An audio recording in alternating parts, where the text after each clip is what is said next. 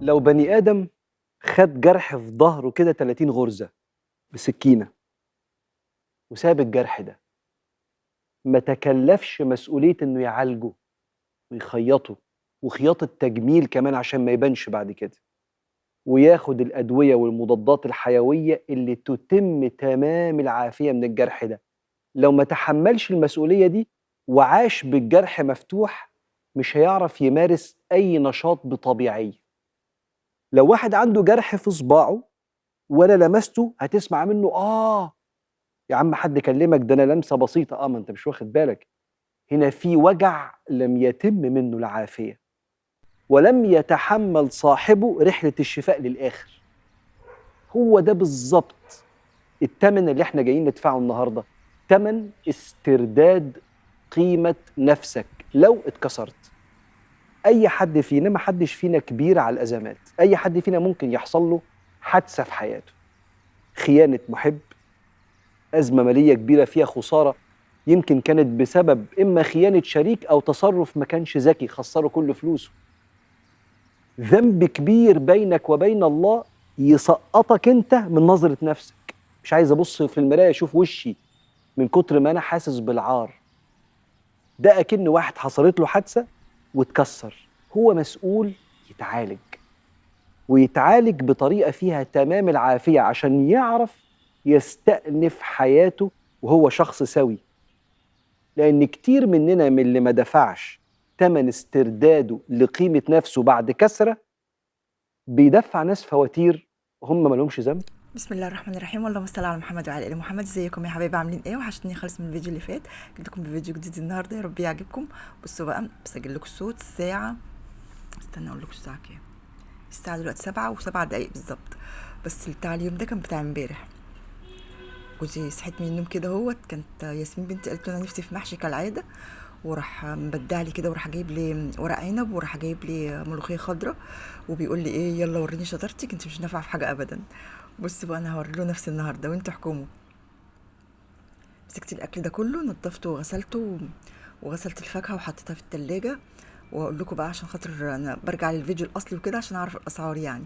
مش عارفه الليمون ده، بس انتوا ما تصدقوش الاسعار دي يعني، هو ساعات بيفكس عليا كده. بتاع الليمون ده بيقول ب5 جنيه، مش عارفه الكيلو ب10 باين، والعنب بيقول ب20، واللي بتاع ورق العنب بيقول ب10. الكرومبا دي بقى استغفر الله العظيم يا رب، هو بيسمع بتاع الفيديوهات بتاعتي، بس الكرومبا دي اوحش كرومبا يعني شفتها في حياتي. يا ابني الحلال 100 مره اقول له ما تجيبش بتاع كرومبا مكبسه كده، يقول لي دي جميله. تعالي شوف الستات كانوا بياخدوا منها ازاي. طب هي بتتعبني اصلا في السلق، وبتتعبني في الحاجات يعني اللي انا يعني لما باجي اقطعها وكده. في ناس بتحطها في الحله بحالها كده، بس انا ما بعرفش ابدا، بتقعد تلسعني كده وتفور على البوتاجاز.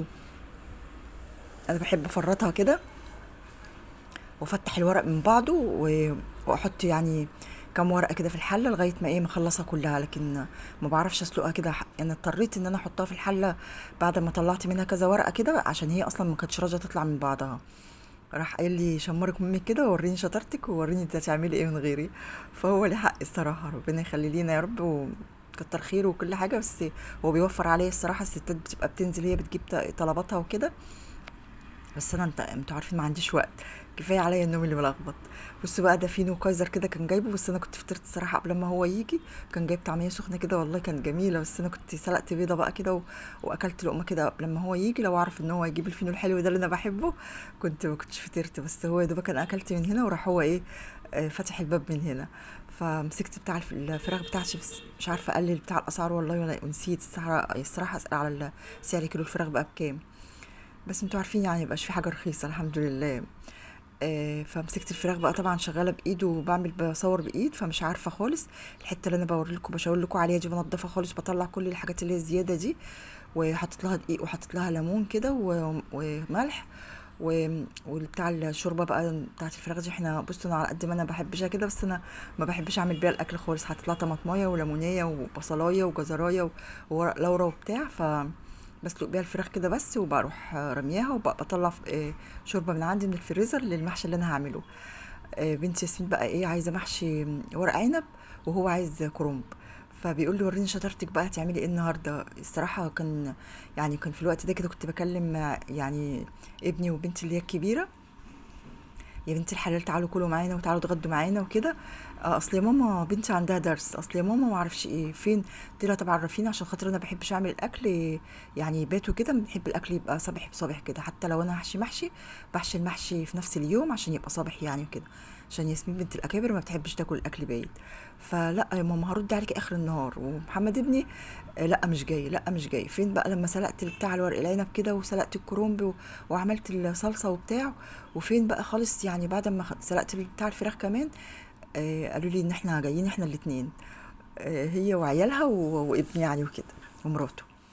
فكنت بقى سلقت البتاع، بعد ما سلقت ورق العنب وبتاع لقيت بتاع الاكل طبعا مش هيكفيهم. اضطريت ان انا اطلع بعد ما فرست ورق العنب اللي انتوا شايفينه ده، عشان هو طبعا كتير علينا فبشيله كده. مش لاقيه الرول بتاع الاسترتش خالص اللي عندي اللي هو الرول الاسترتش ده. كنت بخزن فيه ورق العنب، بلفه رول كده واروح حاطاه زي ما هو، ولا بحط له اي حاجه ولا بغسله ولا اي حاجه، بروح حاطاه كده واطلع ايه بالطلب. بس بدور عليه، عيالي مش سايبين لي حاجه في مكانها، مش لاقيه خالص خالص.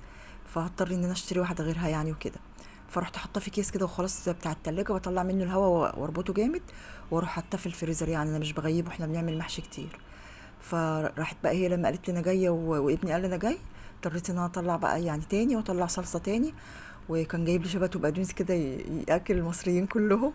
قعدت قطعتهم بردك. وياسمين بنتي قالت لي يا ماما طب انتي اعملي الاكل كالعاده. يعني بصوا، يوم الترويق ده المفروض ان الواحد ما يبقاش بيعمل حاجه غير الاكل، او يوم الترويق ما يعملش حاجه غير الترويق. لا ده هي لازم تشبكني اعمل بتاع الاكل ونروق في نفس اليوم.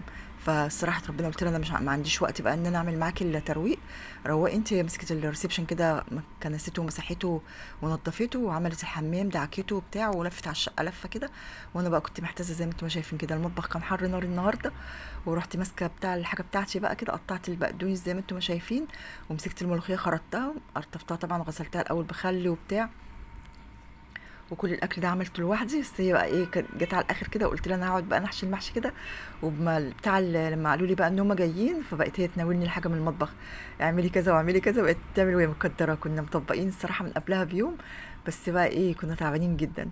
والملوخيه كانت تحفه وكانت تستاهل بقكم كده، كانت طعمها زي العسل. العيال بقوا يشربوها بالمعلقه كده وانا بعملها.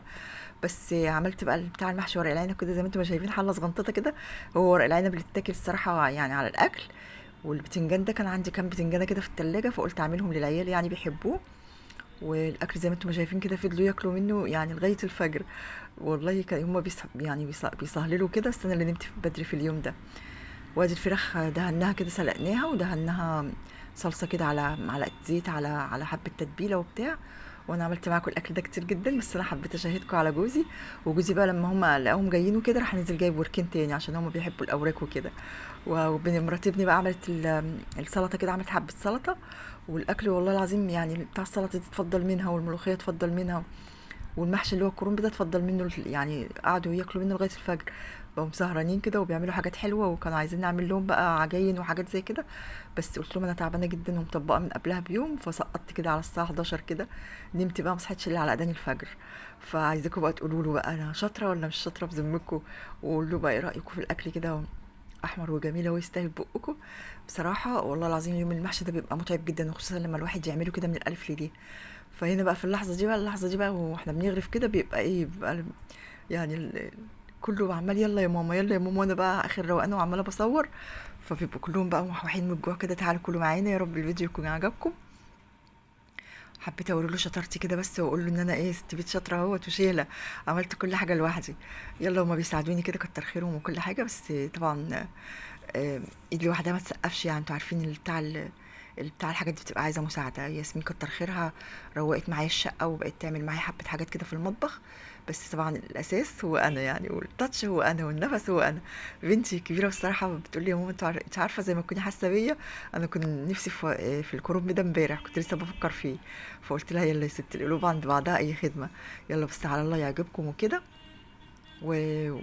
وتاكلوا وتتبسطوا. الحمد لله اكلنا والاكل كان زي الفل وكان طعمه تحفه. والاكل بيبقى فيه بركه والله، بيبقى يعني حبه. في ناس كتير يقعدوا يقولوا لي ده حبه صغيرين جدا، احنا مش بنعمل لعيالنا حبات صغيره كده.